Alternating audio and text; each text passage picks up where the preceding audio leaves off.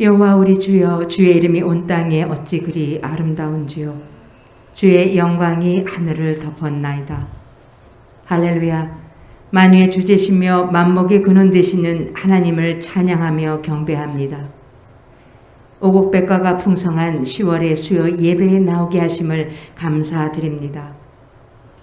매일의 삶에서 하나님께 맡긴 자로서의 삶보다 우리의 생각을 놓지 못하는 연약함과 완악함을 사하여 주옵소서. 우리의 심령이 하나님 은혜에 붙들려 강건한 마음으로 주님을 찬양하며 예배하게 하시니 감사합니다.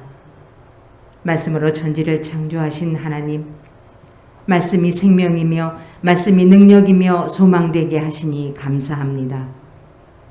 우리 주님을 사랑하고 의지하여 모든 것을 아시는 주님 앞에 토설할 때 우리의 갈 길을 밝히 보여주시고 인도하여 주실 것을 믿습니다.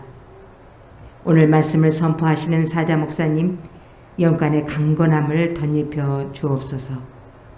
성령으로 말씀하게 하심을 따라 듣는 저희들이 한 마음으로 받게 하시고 아멘으로 화답할 때 참된 소망으로 새 힘을 얻게 하여 주시옵소서. 우리를 그리스도 예수 안에 있는 하나님의 사랑에서 끊지 않으시는 언약의 말씀에 감사드리며 순종으로 의의 열매를 맺어 하나님의 자녀된 권세로 살아가는 능력을 체험케 하옵소서. 어제나 오늘이나 동일하게 우리를 사랑하시고 동행하시며 함께 하시는 우리 주 예수 그리스도 이름으로 기도합니다. 아멘.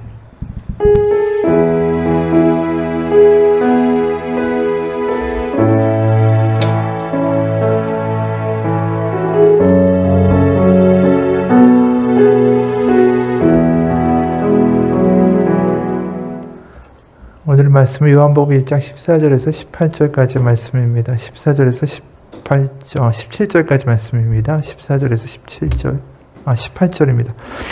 말씀이 육신이 되어 우리 가운데 거하시며 우리가 그의 영광을 보니 아버지의 독생자의 영광이요 은혜와 진리가 충만하더라. 요한이 그에 대하여 증언하여 외쳐 이르되 내가 전에 말하기를 내 뒤에 오시는 이가 나보다 앞선 것은 나보다 먼저 계심이라 한 것이 이 사람을 가리킴이라 하니라.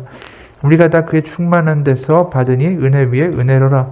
율법은 모세로 말미암아 주어진 것이요 은혜와 진리는 예수 그리스도로 말미암아 온 것이라.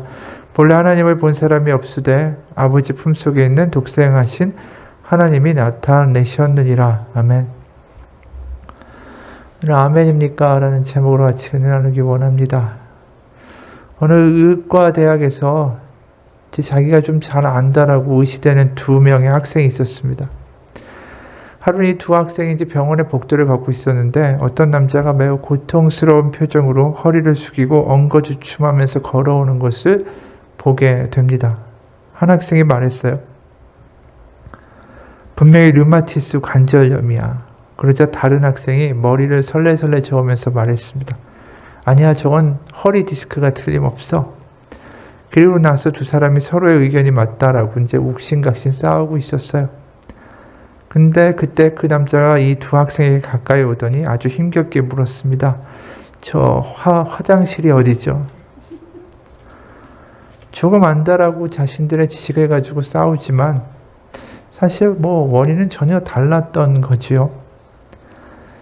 우리도 이 우스갯소리에 나오는 두 학생하고 다르지 않을 때도 많은 것 같아요. 내가 아는 지식이 다인 것 같고 내 생각 안에서 판단하고 이것이 옳다라고 이야기하고 하나님에 대한 모습도 마찬가지죠. 하나님 이런 분이다. 내가 만든 하나님을 하나님이라고 말할 수 있을까요? 내가 하나님을 이해한다고 하면 벌써 하나님은 그 이해한 하나님은 하나님이 아니죠. 하나님이 내 상자, 내 이해 안에 가질 수 있는 분이 아니기 때문입니다. 우리가 하나님을 알 수 있는 유일한 길은 하나뿐이 없다라는 거죠. 그게 바로 예수 그리스도라는 거예요. 왜냐하면 그 당시 하나님을 안다라고 자신하는 사람들이 있었죠. 바리새인, 서기관, 제사장. 특히 바리새인들은 얼마나 대단합니까? 일에 한 번씩, 두 번씩 금식하고 11조하고 또 하나님의 말씀, 율법, 모세오경 다 달달다 외우고 다니던 사람들 아니에요. 그 사람들 하나님 안다라고 자신했어요. 그리고 율법을 이렇게 또 장로들의 전통을 자신들의 믿음의 유산을 잘 따라오면 하나님이 그것을 좋아하시고 그들을 거룩하다 말씀하시고 그것이 합당한 길이다. 이게 맞는 길이다 라고 외쳤던 사람들이 바리새인들 아닙니까? 근데 그들이 과연 하나님을 알았을까? 그들 하나님 몰랐죠. 하나님 몰랐으니까 예수 그리스도 그 하나님의 아들을 못 박아 죽인 거 아닙니까? 결국 요한복음은 뭘 말씀하냐면 하나님을 아는 길은 하나뿐이다. 그건 예수 그리스도다. 그게 14절이에요. 말씀이 육신이 되어 우리 가운데 거하심에 우리가 그의 영광을 보니 아버지의 독생자의 영광이요 은혜와 진리가 충만하더라. 이 구절에 보게 되면 이 예수님이 이 땅에 육신을 입고 오셨는데 그 예수님을 보면서 뭘 얘기하냐면 은혜와 진리가 충만하다라고 이야기해요. 은혜라는 단어는 이게 지금 우리가 보고 있는 건 신약 성경이죠. 헬라어로 되어 있어요. 하지만 구약 성경은 히브리어로 되어 있죠. 근데 여기 은혜와 진리라는 말은 사실 히브리어의 관용구처럼 두 개가 쌍을 이루어 다니는 하나의 그 단어, 두 개의 단어가 합쳐진 그런 말들입니다. 그래서 실제로 구약에 보면 은혜, 이게 헤세드예요. 그리고 진리는 에메트예요. 그러니까 헤세드하고 에메트라는 히브리어가 두 개가 짝을 지어서 많이 나오고 있어요. 그걸 그대로 이제 헬라어로 은혜와 진리가 충만하다라고 이야기한 거예요. 그럼 구약에서 이 헤세드 그리고 에메트 이건 도대체 뭘 의미하는가? 예를 들어서 창세기 32장 10절을 보면 여기 헤세드와 에메트가 그대로 나와요. 창세기 32장 10절 나는 주께서 주의 종에게 베푸신 모든 은총과 모든 진실하심을 조금도 감당할 수 없사오나 내가 내 지팡이만 가지고 이 요단을 건넜더니 지금은 두 때나 이루었나이다.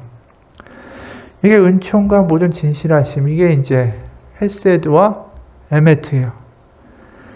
그리고 출애굽기 34장 5절 보면 거기엔 특별히 하나님이 나는 이런 하나님이야 라고 이스라엘 백성들에게 알려주시는 대목이 나오죠.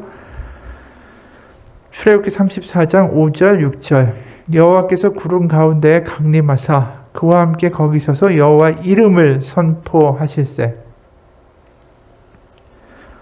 여호와께서 그의 앞으로 지나시며 선포하시되 여호와라 여호와라 자비롭고 은혜롭고 노하기를 더디하고 인자와 진실이 많은 하나님이라. 여기 보면 인자와 진실이 많은 하나님이다 할 때 인자, 헤세드, 진실, 에메트예요. 그러니까 하나님이 스스로를 뭐라고 말씀하시냐면 나는 곧 헤세드와 에메트다 라고 말씀하신 거예요. 그래서 시편을 보게 되면 시편 89편의 1절부터 4절을 보게 되면 이게 이제 시가 다윗이 지은 시죠. 그래서 이제 다윗의 남유다의 왕조가 있잖아요. 다윗의 후손들이 이제 쭉 다 왕이 되죠. 그 다윗의 왕조, 바로 남유다가 믿는 그 나라가 명분과 정체성이 이거라는 거예요. 시편 89편의 1절부터 4절. 내가 여호와의 인자하심을 영원히 노래하며, 인자하심 헤세드죠. 주의 성실하심을 내 입으로 대대 알게 하리이다. 성실하심, 이게 에메트예요. 2절. 내가 말하기를 인자하심을 영원히 세우시며 헤세드를 영원히 세우시고 주의 성실하심, 주의 에메트를 하늘에서 견고히 하시리라 하였나이다. 주께서 이르시되 나는 내가 택한 자와 언약을 맺으며 내 종 다윗에게 맹세하기를 내가 내 자손을 영원히 견고히 하며 내 왕위를 대대에 세우리라 하셨나이다. 그러니까 다윗의 왕조가 그 하나님의 약속 가운데 그 견고하게 되는 거죠. 그런데 그 하나님은 누굽니까? 그러한 언약을 주신 하나님은 헤세드와 에메트의 하나님이라는 거예요. 그래서 결국은 구약의 본질을 뚫고 있는, 하나님이 어떠한 분인지에 대한 이해를 뚫고 있는 두 단어가 헤세드와 에메트라고 말할 수 있다는 거죠. 그래서 시편 25편을 보면 시편 25편 10절에 이런 이야기가 있어요.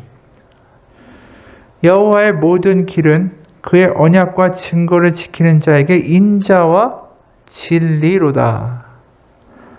그러니까 그 이야기를 좀 풀어보면, 그러니까 하나님을 믿는 자에게는 하나님이 어떤 것으로 보이냐, 하나님의 말씀이 결국 뭘로 보이냐면 결국 헤세드와 에메트라는 거예요. 결국 하나님이 말씀하시는 모든 말씀과 하나님이 인도하시는 그 길은 결국 요약하면 헤세드와 에메트다.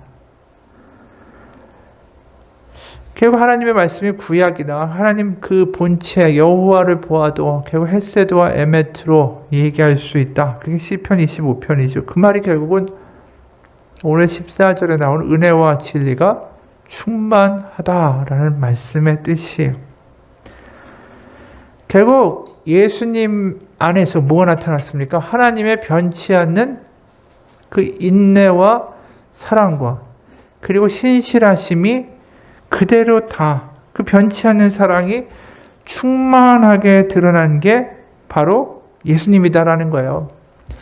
결국 하나님이 충만하게 드러나신 것이 예수님이다. 그리고 그 본질은 헤세드와 에메트, 요약하면 신실한 사랑, 성실한 사랑, 변치 않는 사랑, 변치 않는 자비. 그래서 우리가 말씀이 되신 예수님을 통하여 우리를 뭘 경험하게 됐는가? 하나님의 끈질긴 성실하신 변치 않는 사랑을 바로 예수님을 통해서 보게 된다라는 것이죠. 결국 우리가 하나님을 어떻게 알고 이해하게 되는가? 결국 하나님을 구약이나 신약이나 능히 다 똑같이 공히 말하고 있는 건 하나님은 변치 않는 신실하신 사랑이시다. 이거예요. 김영희 선교사란 분이 있어요. 이분이 선교사 모임에서 말씀을 전하게 됐습니다. 하루 먼저 도착해가지고 다음날 이제 전할 말씀을 준비하고 있는데 그 수련회에 참석한 선교사님들이 이제 대화를 나누고 있는 걸 엿듣게 됐습니다. 근데 그 말들을 듣고 있는데 굉장히 낙심되는 말들을 하고 있던 거예요. 어떤 분이 이제는 너무 지쳤어요 하니까 옆에 있던 분이 나는 더 이상 하나님의 사랑이 잘 느껴지지 않네요 라고 말한 거예요. 그랬더니 또 다른 선교사님 이런 이야기를 합니다. 이제는 은혜 받는 게 무서워요. 이 이야기를 들으니까 은혜를 사모하는 가운데 말씀을 전해도 쉽지 않은데 저렇게 심하게 낙심한 선교사님들한테 무슨 말씀을 전하나 라는 생각이 드니까 이게 밤에 잠도 오지 않고 간절히 기도할 수밖에 없었습니다. 그러다 갑자기 그 마음 가운데 뭔가 깨달아진 게 있어요. 이게 누구 편에서 문제인가 생각해보면 모든 게 사람 편에서의 문제다라는 게 깨달아졌어요. 그러면서 동시에 하나님은 언제나 변함없는 사랑의 하나님이시지 라는 게 마음에 와닿았어요.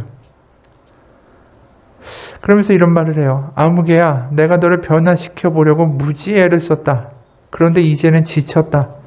너를 사랑하려고 내가 많이 노력했지만 이젠 아무것도 느껴지지가 않는구나. 이제는 내가 널 보면 무섭다. 하나님이 만약 이렇게 말씀하신다면 어떡하겠습니까?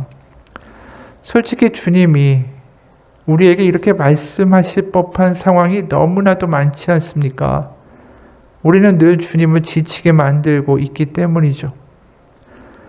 그러나 주님이 지치시거나 포기하실 가능성이 단 1%만이라도 있다면 복음은 끝장인 것입니다. 지금이 아니라 앞으로도 그럴 가능성이 단 1%라도 있다면 그 역시 끝장입니다. 그러니까 결국은 우리가 믿는 건 나의 어떤 믿음의 조음이 아니라 우리가 끝까지 기억해야 될 건 주님의 신실하시고 변하지 않는 사랑. 그게 복음이구나. 그거 붙들고 나가는 거라는 거예요. 그러면서 그 십자가를 통해서 다시 한번 나를 보라. 내가 너를 먹일 것이다. 내가 변치 않는 하나님의 사랑을 너에게 주노라. 그게 바로 십자가라는 거죠. 그래서 우리가 십자가를 기억하고 바라봐야 되는 건 다른 게 아니에요. 그것이 하나님의 변치 않는 사랑이 있기 때문에. 마틴 루터 킹 목사님이 한 말 중에 이런 대목이 있어요. 나는 내가 바라던 그런 이상적인 사람이 아닐 수도 있습니다. 나는 내가 되어야만 하는 그런 사람이 아닐 수도 있습니다. 또 내가 될 수 있었던, 내가 바라던 그런 사람이 아닐 수도 있습니다. 그러나 나는 나로 인해 하나님을 찬양합니다. 왜냐하면 나는 어제 그 사람이 아니기 때문입니다.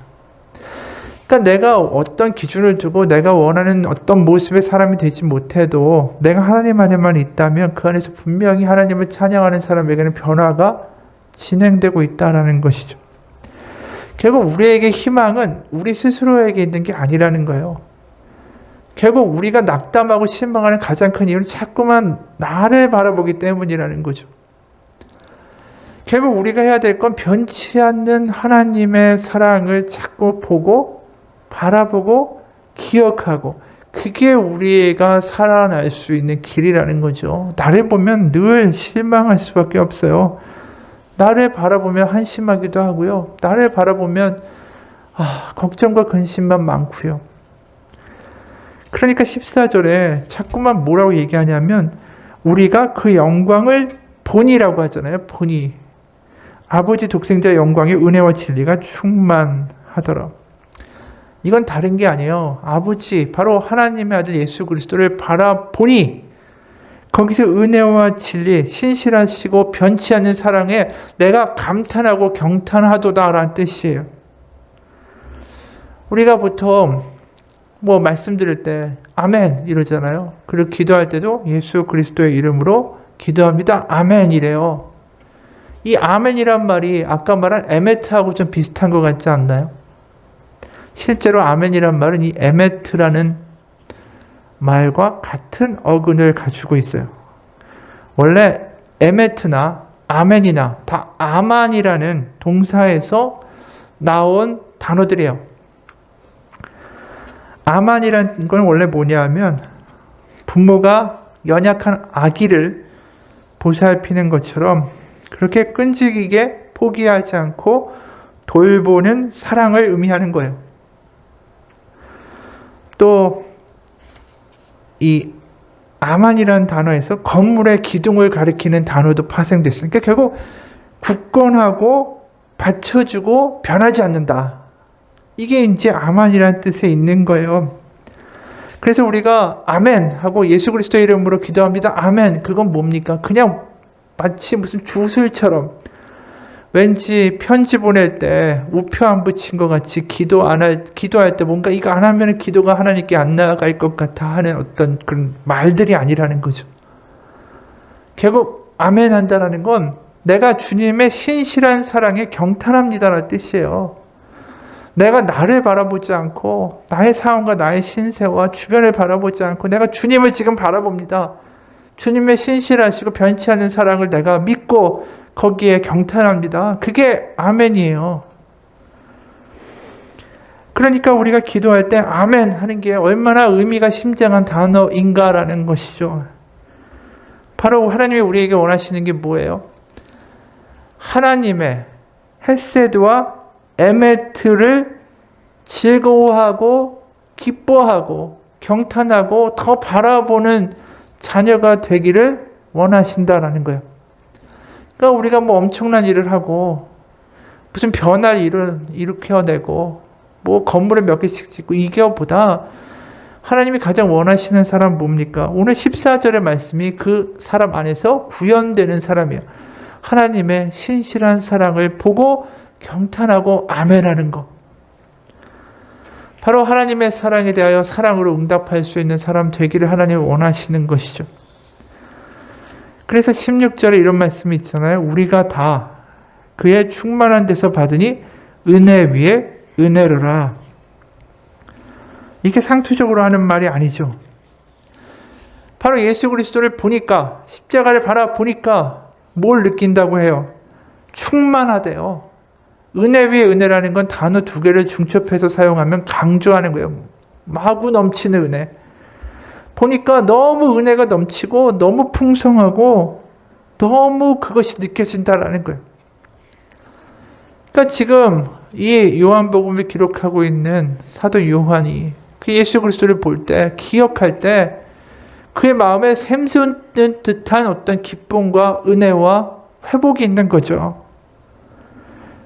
그래서 17절, 18절에 이렇게 얘기하는 거예요. 율법은 모세로 말미암아 주어진 것이요 은혜와 진리는 예수 그리스도로 말미암아 온 것이라.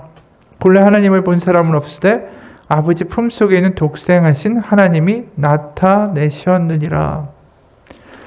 그렇죠. 바로 예수 그리스도를 보면서 그 안에서 넘치는 하나님의 헤세드와 에메트를 경험하고 바로 예수 그리스도를 보면 결국 그 하나님을 보게 된 것이다 라고 이야기하는 겁니다. 우리가 믿음 가운데 바로 그게 좀 회복되기 원합니다. 그냥 믿는 게 아니라 뭔가 오늘 14절처럼 또 16절처럼 예수 그리스도를 보면서 은혜와 진리, 신실하신 사랑에 대해서 감격하고 경탄하는 게 좀 회복되기 원해요. 그게 요한복음의 신앙이라는 거죠. 그러니까 자꾸만 예수님이 뭐라고 하십니까? 나에게 오라. 나는 뭐뭐다. 내가 너에게 준다. 받으라. 계속 그 이야기예요. 준다라는 동사가 얼마나 많이 나오는지 몰라요. 뭘요? 생명을, 기쁨을, 평강을 주노라. 하다못해 예수님이 십자가에 죽으시고 부활하신 다음에도 첫 번째 하신 말씀이 뭐예요? 주노라예요. 뭐? 평강을 주노라. 그러니까 예수님을 계속해서 주기 원하신다. 그 풍성함과 그 자비를 경험하고 바라보아라. 그게 요한복음에 나와 있는 주된 메시지예요. 사랑하기 위해 살고 살기 위해 사랑하라는 책이 있어요. 거기에 이런 글이 있습니다. 건설 현장의 크레인 기사였던 황영택 씨는 사고를 당해 27세 하반신마비 장애인이 되었다. 장애인이 된 그는 스포츠를 시작했다. 축구를 빼고 휠체어를 타고 할 수 있는 운동이란 운동은 다 잘했다. 그는 테니스 국가대표 선수로 활동하고 장애인 아시안게임에서 동메달을 수상하고 다음엔 대통령 표창도 받았다. 그런 그가 운동선수의 삶을 내려놓고 37살에 수능시험을 쳐서 음악대학에 들어갔다.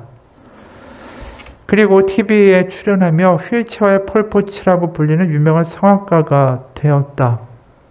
숨쉬기도 어려운 사람이 아름다운 노래를 하기까지 얼마나 피나는 노력을 했을까. 그러나 그것은 그의 노력만이 아니라 하나님께서 그에게 할 수 있는 능력을 주셨기 때문에 가능한 거였다. 전신마비 척수장애 화가인 탁용준 화백의 그림을 본 적이 있다. 그가 유일하게 움직일 수 있는 곳은 어깨 근육뿐이어서 마비된 팔목에 붓을 묶어서 어깨를 이용해서 그림을 그린다. 그런데 그에 대한 아무 정보 없이 그림만을 보면 누구도 그가 장애인이라는 것을 알아채지 못할 것이다. 루보딸이 세진이의 엄마로 유명한 양정숙 씨도 두 다리가 없이 태어난 아기 세진이를 입양해서 키웠다. 그리고 수영을 가르쳤고 두 모자의 피나는 노력으로 이 세진이라는 아이는 각종 수영대회에서 150개의 메달을 땄다. 그리고 15살에 최연소로 성균관 대학에 입학했고 테드에서 강연자로 서기도 했고 유엔 본부에서 발표도 했다. 하나님께서 이런 사람들을 보시면 이렇게 말씀하실 것 같다. 타경준 화백, 너는 전신마비가 되었는데도 손목에 붓을 묶어서 그림을 그려 많은 이들에게 희망을 주었구나. 네가 진정한 금메달리스트다. 황영택, 너는 휠체어에 앉아서 고르지 못한 폐활량으로 멋진 노래를 불렀구나. 너도 금메달리스트다. 세진이 엄마 양정숙, 다른 사람들이 외면했던 그 아이를 잘 키워냈구나. 그리고 그 아이가 허드슨강의 차가운 물속에서 수영 마라톤을 할 때 너는 그보다 더 차가운 얼음 같은 마음을 녹여가면서 기도했구나. 너도 금메달리스트다. 이런저런 형편 때문에 하지 못한다는 말을 하지 말라. 내가 할 수 있는 최선을 찾아 아름답게 주님을 높여드리면 된다. 그것을 가장 기쁘게 받아주실 분이 바로 우리 하나님 아버지시다. 내가 아는 한 전신마비 장애인은 누워서 전도를 한다. 그는 이렇게 말했다. 마음만 먹으면 누워서도 충분히 할 수 있어요. 건강한 친구들이 병문안을 오면 친구야, 너는 그렇게 돌아다닐 수 있어서 좋겠구나. 나는 손가락 하나도 움직이지 못하고 이렇게 누워서 평생 살아야만 하지. 그런데 내가 여기에 와서 예수님 믿고 내 영혼이 자유로워졌어. 너도 예수님을 믿고 몸과 마음이 자유로워지기를 바란다. 아픈 사람의 소원이다. 꼭 예수님을 믿어라. 이분이 쓴 책의 내용에 나오는 분들이 참 자기 자신만을 바라보면 답이 없어요. 불행하고 힘들죠. 근데 어떻게 이러한 일을 하고 어떻게 전신마비가 된 사람이 예수님 믿어라, 자유로워져라, 이런 이야기를 할 수 있을까?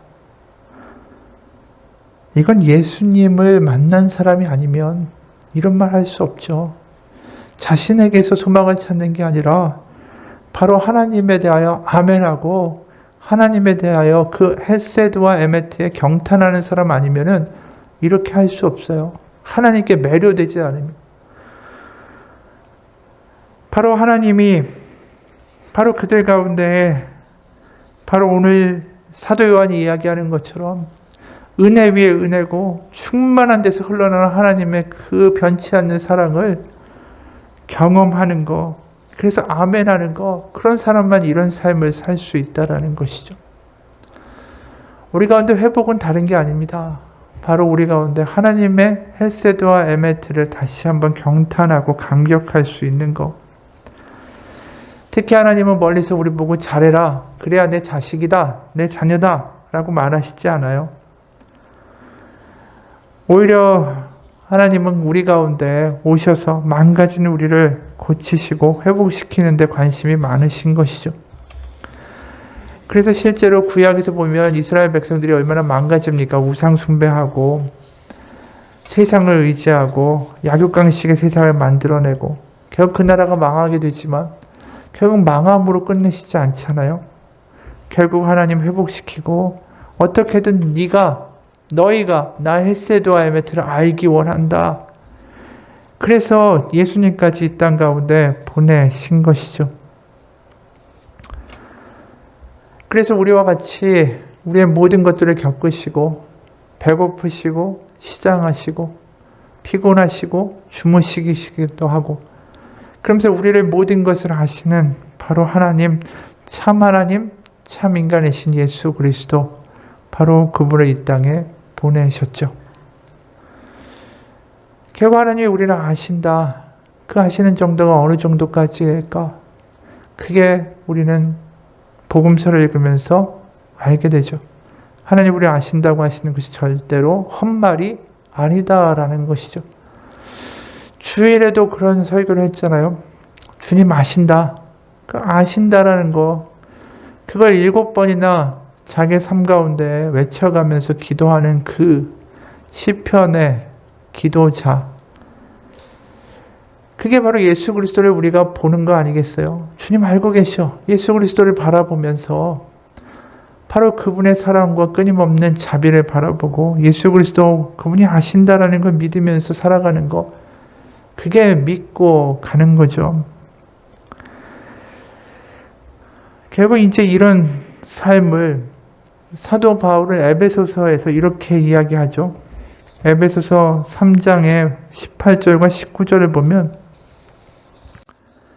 결국 요한복음에서 말하는 이 초반부의 이야기와 동일한 이야기예요. 에베소서 3장 18절 19절, 능히 모든 성도와 함께 지식에 넘치는 하나님의 사랑을 알아.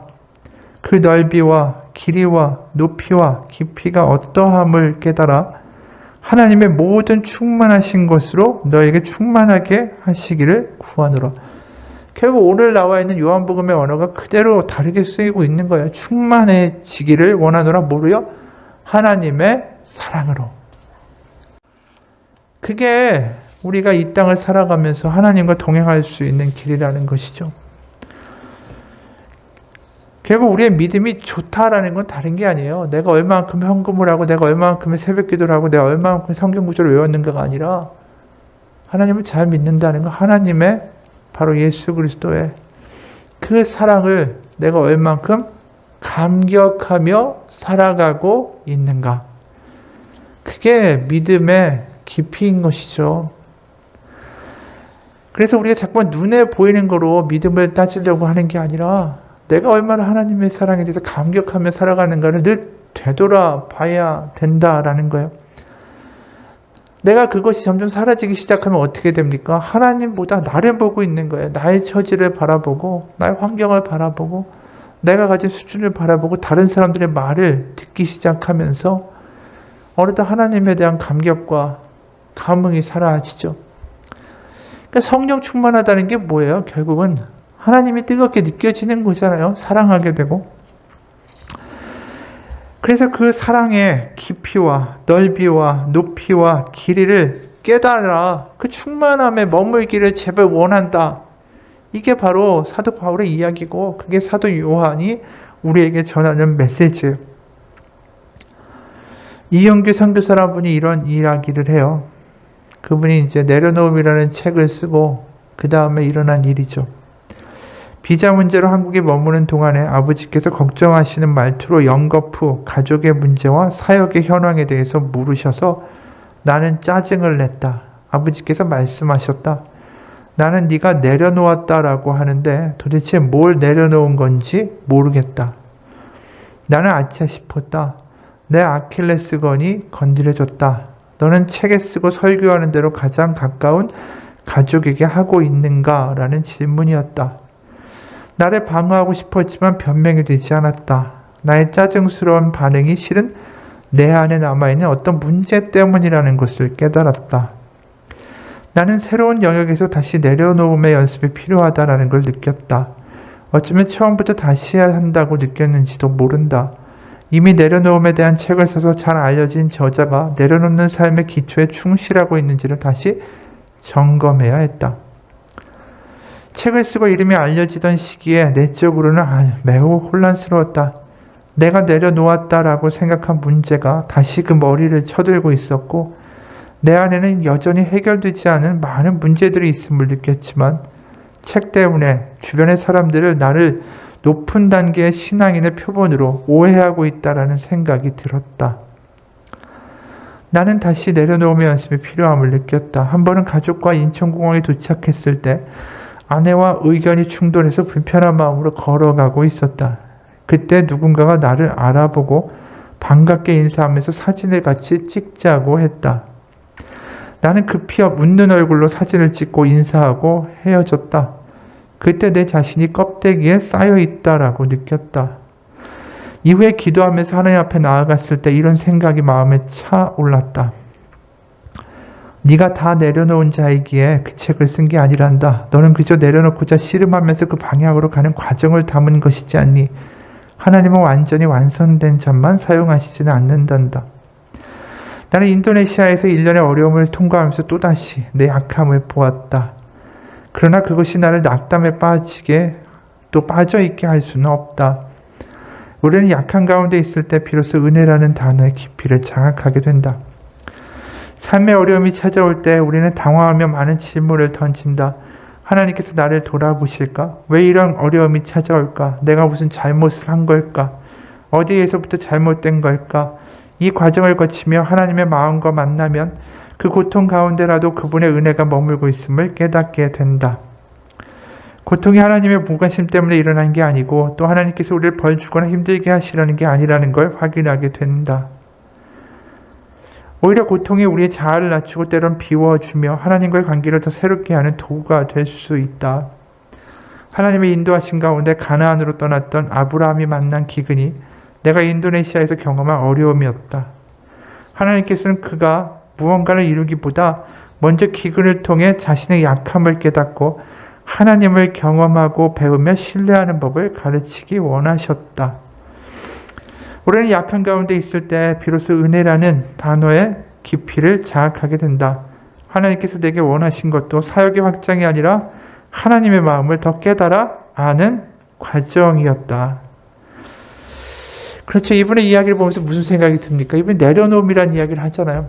내려놓는 게 다가 아니에요. 우리는 하나님께 매료돼야 되는 거죠. 그게 중요한 거예요. 내가 내려놓는다고 할 때마다 내가 뭘 내려놔야지. 어느 순간 나를 바라보고 있잖아요. 근데 그런다고 변화의 어떤 가능성이 나로부터 유래할 수 있을까요? 아니죠. 이분이 점점 어려운 상황이나 때로 문제들을 부딪히고 자신의 한계들을 부딪히고 내가 내려놨다고 하지만 이렇게 변화되지 않는구나. 그걸 보면서 뭘 경험하게 됩니까? 하나님 바라보게 되는 거예요. 점점 더. 하나님밖에 없구나. 그러면서 뭘 보게 됩니까? 오히려 하나님이 내게 원하신 건 사역의 확장이 아니라 하나님의 마음을 더 깨달아 아는 거였구나 라고 경험하게 됐잖아요. 그러니까 하나님이 우리에게 지금 요구하시는 게 뭘까? 내가 이런 어려운 환경에 있는데 내가 문제가 해결 안 되는데 도대체 하나님이 나에게 뭘 원하시길래 이런 상황에 두셨는가? 거기에 대한 대답은 분명한 거예요. 하나님 바라보라는 거죠. 하나님으로 더 감격할 수 있는 사람이 되라는 거죠. 우리의 삶 가운데 때로는 이해할 수 없는 가운데에도 하나님 바로 그 예수 그리스도의 십자가와 그것을 보며 은혜와 진리가 충만한 하나님 은혜의 은혜를 더 경험하며 감격할 수 있는 사람이 되기를 원하신다라는 거죠. 그러니까 하나님의 사랑을 깨달아 아는 사람이 된다는 게 얼마나 이게 복인지 몰라요. 결국 하나님이 우리에게 원하시는 것은 바로 그겁니다. 나를 바라보라는 거예요. 나를 계속해서. 우리가 어떤 상황에도 하나님 바라볼 수 있는 준비가 된 사람입니까? 그게 중요해요. 조금만 어려우면 나를 바라보고 조금만 어려우면 주변으로 눈이 돌아가고 조금만 살만하고 편안하면 세상으로 눈이 돌아가는 사람인가? 아니면 항상 하나님을 바라보고 살아가는 사람인가? 그렇기 때문에 하나님 우리 가운데 어려움도 주시죠. 왜요? 다시 나 바라보라는 거예요. 나 바라봐. 나 바라봐라. 우리는 연약한 가운데 결국 하나님을 다시 바라볼 수밖에 없는 존재라는 것을 경험하고 고백하게 됩니다. 아브라함도 마찬가지예요. 아브라함이 그 가나안 땅 결국 가서 큰 민족 이루고 어떤 그 모든 열국의 아비가 될 거라는 그런 어떤 하나님의 비전이 그 사람의 당대에 이루어졌나요? 그렇지 않아요. 그 사람이 본 건 뭐 이삭하고 뭐 이스마엘하고 뭐 그런 아들들 몇 명 뿐이지 어떤 창대한 이름이 되고 큰 민족이 된 것을 아브라함이 본 것이 아니죠. 그에게 항상 요구되는 게 뭐였냐면 어려울 때마다 나를 봐. 내가 너로 큰 민족을 이룰 거야. 그 말을 계속 반복하셨어요. 그 말만.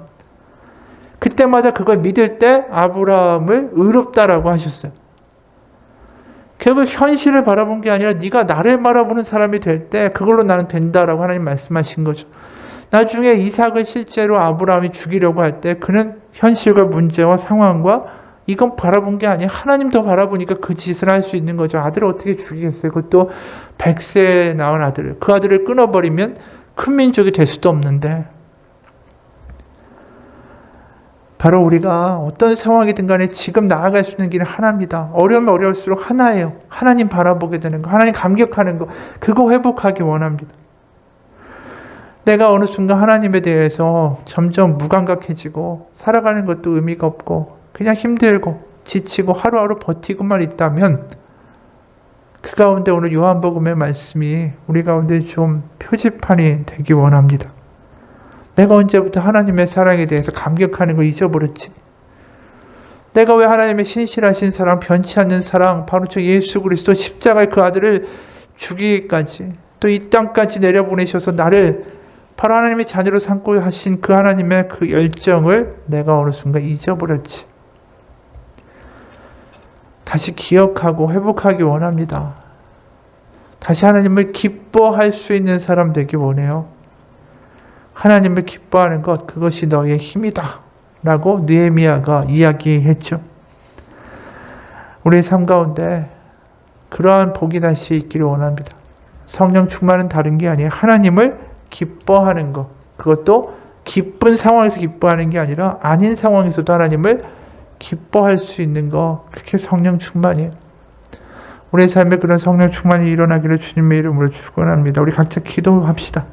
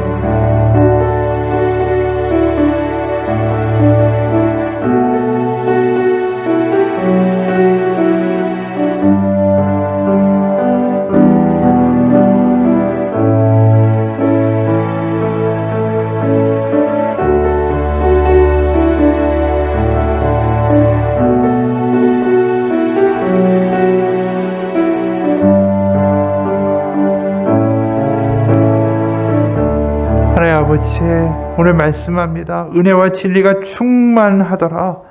우리가 다 그의 충만한 데서 받은 이 은혜 위에 은혜로라. 하나님, 그 충만함을 다시 한번 경험하고 회복할 수 있는 우리가 되기 원합니다. 우리의 심령이 가난한 가운데 하나님의 그 놀라운 충만한 은혜와 진리가, 그 은혜 위에 은혜가 충만한 데서 흘러나와 우리를 덮게 하여 주옵소서. 하나님, 다시 한번 충만하다라는 것을 경험할 수 있는 우리 믿음이 되기 원합니다. 어느덧 나태하고 그저 그렇고 하루하루가 그냥 사라지는 삶이 아니라 충만한 그 하나님의 은혜의 삶을 회복하기 원합니다. 충만하다는 말이 무엇인지 다시 한번 경험되기 원하고, 그 충만한 가운데 살아갈 수 있는 우리의 삶이 되도록 하나님 인도하여 주옵소서. 살아계신 우리 주 예수 그리스도의 이름 받들어 기도합니다. 아멘. 하늘에 계신 우리 아버지, 아버지의 이름을 거룩하게 하시며 아버지의 나라가 오게 하시며 아버지의 뜻이 하늘에서와 같이 땅에서도 이루어지게 하소서. 오늘 우리에게 일용할 양식을 주시고 우리가 우리에게 잘못한 사람을 용서하여 준 것 같이 우리의 죄를 용서하여 주시고 우리를 시험에 빠지지 않게 하시고 악에서 구하소서. 나라와 권능과 영광이 영원히 아버지의 것입니다. 아멘.